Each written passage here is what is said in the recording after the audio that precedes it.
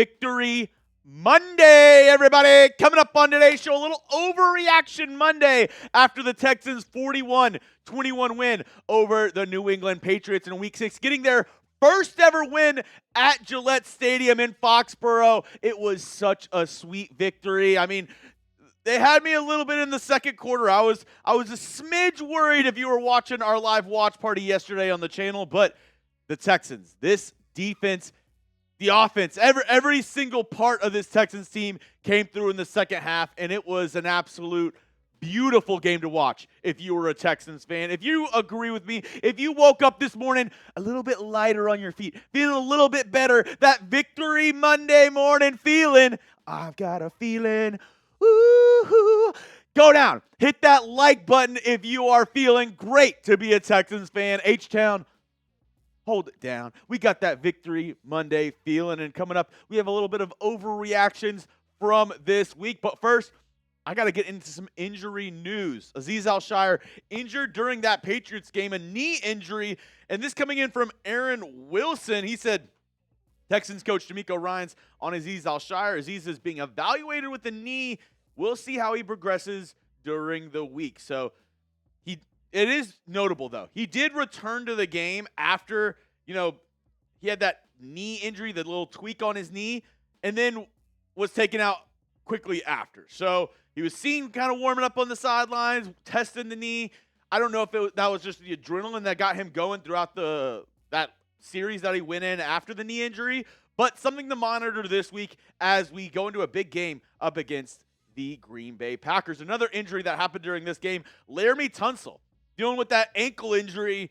He left the game. Blake Fisher stepped in for him, and that's another injury that we're going to have to monitor. If I know Laremy Tunsil and how this Texans team works, he's probably not going to practice Wednesday, probably won't practice Thursday either, but I'll look to that Friday practice. If Laremy Tunsil is at least limited on Friday, I think he'll be able to play on Sunday. DeMeco Ryans' coaching staff has been managing a ton of injuries, and I think doing a decent job of that. Laremy Tunsil, another name you'll have to watch out for this week on the injury report. And another one, a sneaky one that I kind of didn't notice because the Texans, they put in a ton of their backups in the fourth quarter. I didn't even notice that he had left the game for this until after the game had already ended. But Henry To'oTo'o in concussion protocol after that game. I mean, he was flying around the field against the New England Patriots. 7 tackles, forced fumble. I mean, he looked fantastic up against the Patriots, but in concussion protocol, so we all know, kind of up in there. It's different for every single player, so hopefully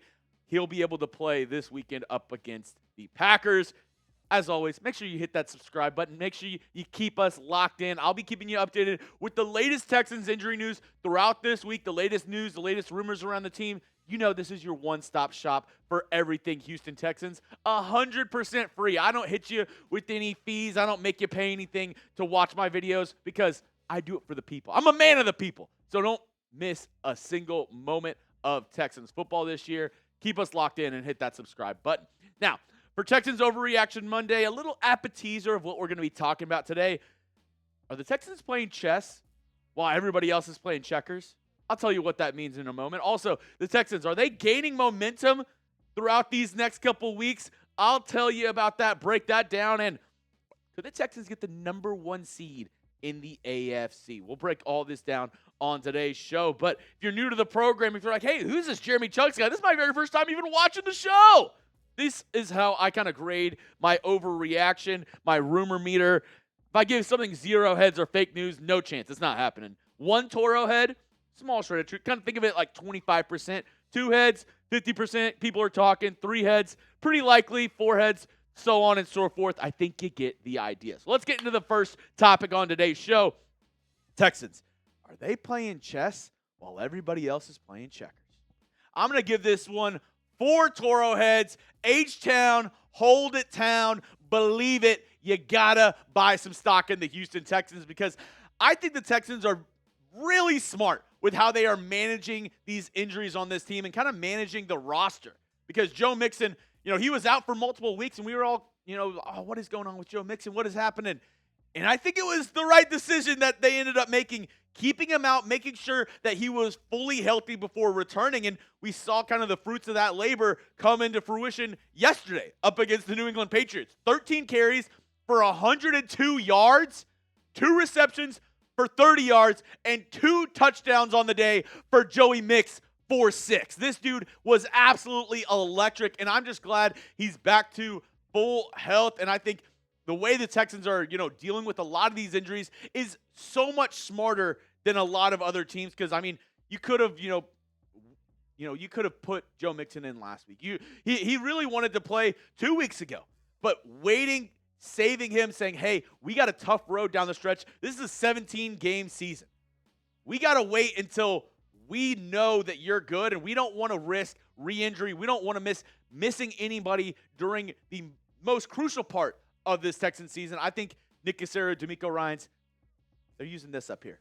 They're using that, and they are really smart. Speaking of Joe Mixon, though, I want to ask you all a question. This is going to be the pinned comment on today's video, so you might get hit with the YouTube ad break, but I want to know, is Joe Mixon a top 5 running back in the NFL? Give me a yes, give me a no. I'll give you my answer after this YouTube ad break. Yes.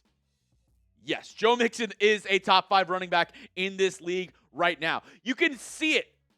The moment that he touches the football is completely different than any other running back this Texans team has on the roster right now.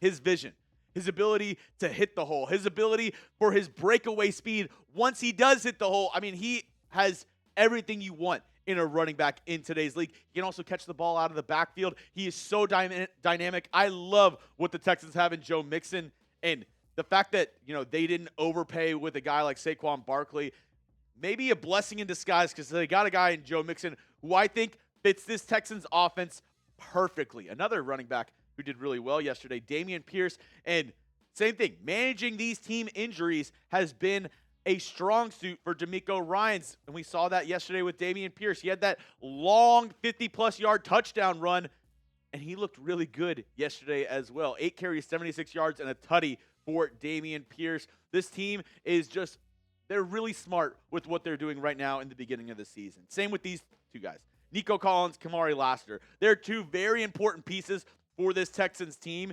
They put Nico Collins on IR, so he's going to miss at least 3 more games.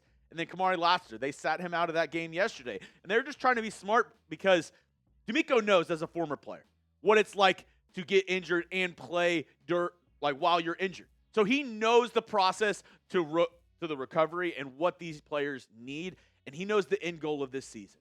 They said at the beginning of the year, it's not enough to make the playoffs. They want to make a run. They want to get their shot at a Super Bowl for the very first time in franchise history. They know what the end goal is, and they know what they want to do in this season, and they are doing everything that they possibly can to set this team up for success towards the end of the year. It doesn't matter if you're blowing teams out early in the year. It doesn't matter if you're playing guys injured in week 4, week 5, up against, teams like the New England Patriots in week 6. That doesn't matter. You got to make sure that you're ready to go at the end of the season, that you are at full strength at week 17, week 18. Those are the times in this season that are most important for this Texans team, and then going into the playoffs. So managing these team injuries, making sure that you are being smart, making sure you're making the right decisions so that your team is good to go whenever it comes playoff time. DeMeco Ryans, they're playing chess while everybody else is playing checkers. And hey, they have a couple more pieces that are entering the board. A couple more bishops, some rooks as well. Denico Autry able to return after that 6-game suspension. He returns to a defensive line that looks like one of the best in the entire NFL, where Mario Edwards Jr. is absolutely playing like a stud this year. Foley Fatukasi looks like one of the best signings of the offseason. And then you have Will Anderson coming off his best game of his career, 3 sacks up against the Patriots, and Danielle Hunter, who almost decapitated Drake May yesterday. This defensive line looks fantastic, and you're getting a guy like Denico Autry back very soon. And coming soon as well to the linebacking room. Christian Harris, we talked about 2 linebackers earlier in the show, Azeez Al-Shaair, Henry To'oTo'o. They look fantastic. And you're adding a guy in Christian Harris who many expected to be the best linebacker in this group. So you got more guys coming into the fray as we get into the middle part of this season, going into the tougher part of the schedule for the Houston Texans. I think the way this Texans team is projecting forward, the way they're looking, is fantastic. I know they've had a couple of tough victories, a couple of games where they didn't look like they were at their best, but I think in the long run, it's going to pay major dividends for this Texans team moving forward. Next up, the Texans. Are they gaining momentum? Are they getting into a part of their season where we could see them go on a little run here? I'll tell you my thoughts in just a moment, but I couldn't do today's show if it wasn't for our amazing sponsors over at GameTime. They're the best in the biz for good reason. Last-minute tickets at the lowest prices guaranteed. There's nothing in the world like watching a live sporting event. Sharing those moments with friends and family is amazing. I still remember my first Texans game I went to, and that's why an app like GameTime is so special. This app allows you to buy tickets in just seconds with 2 taps. GameTime has deals on tickets right up to the start of the event, and even an hour after it starts. It's the place to find last-minute seats so you can take the guesswork out of buying tickets. They have a new feature as well called GameTime Picks. This feature allows you to kind of filter out all the fluff, and it shows you the best bang for your buck, the best deals that they have on whatever event you're trying to go to, and you don't have to waste time just searching through thousands of tickets. Download the GameTime app today, create an account, and use code CHATSPORTS for $20 off your first purchase. Terms apply. Again, create an account and redeem code CHATSPORTS for $20 off your first purchase. Download GameTime today. What time is it? It is game time. The Texans, are they gaining momentum at this point in the season? I'm going to give that 3 just Toro heads. Got to give it 3 Toro heads on this one. I was so close to giving it 4. I was so close to giving it 4, Trizzy Trace. But it really comes down to this weekend. Week 7 up against the Green Bay Packers in Lambeau Field.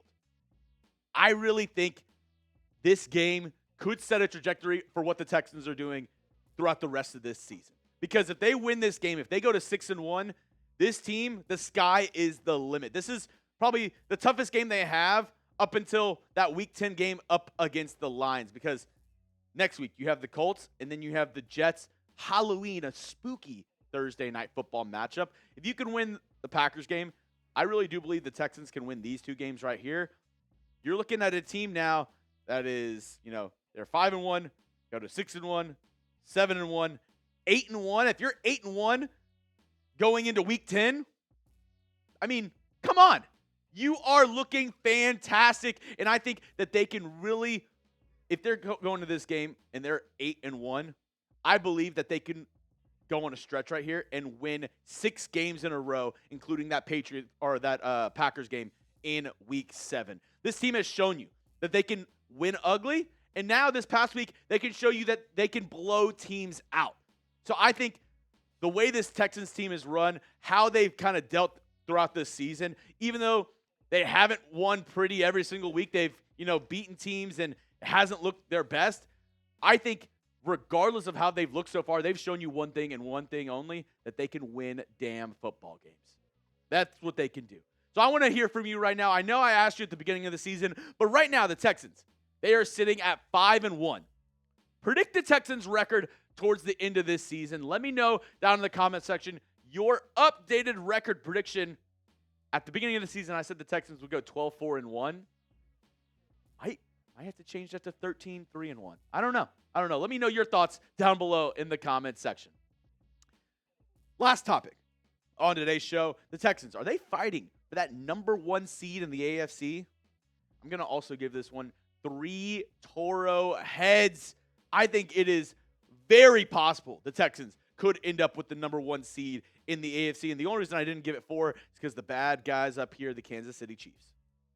That's the only thing that's stopping this Texans team from getting the number 1 seed. And if they are able to get the number 1 seed, that could be huge for this team. Home field advantage, not having to go to Arrowhead, would be massive for the Texans in the playoffs. I mean, if the Texans are able to pull this off, if they're able to, get that number 1 seed, that could be, the difference between going to the Super Bowl and losing in the AFC Championship game. And I know you're saying, Jeremy, we're only in Week 7. You're way ahead of yourself. But these are the kinds of things that you got to think of when you're going through your schedule and when you're playing each and every game. I know each game you're trying to win. Each game is a separate entity of its own.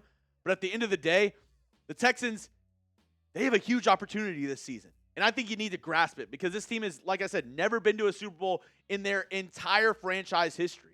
And they have a chance to do that this season if they keep this momentum going. And as I'm looking forward through the schedule, I talked about the Packers game, the next 5 games after that.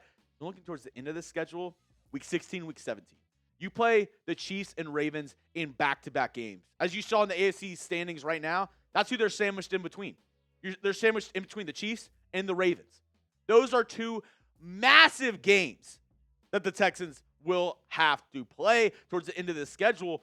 And I'm really looking forward to it because if the Texans get the number 1 seed, I just think the sky's the limit for this team. With DeMeco Ryans, with CJ Stroud, I have so much belief. I've never believed more in a Texans team throughout my entire existence. Through my entire time watching this team, I've never believed more in a team because of the leaders they have, because of CJ Stroud, because of DeMeco Ryans. The demeanor, the mindset of this team is different. And the culture around the Houston Texans, this is not a team that you can steamroll over. This is not a team that you can joke about. This is not a team that you can overlook. This is not a team that you can take lightly anymore. The Houston Texans are one of the best teams in the AFC, and you better put some respect on the name of the Houston Texans because they're coming for you. They're coming for everybody in the AFC, and that is including you, the Kansas City Chiefs.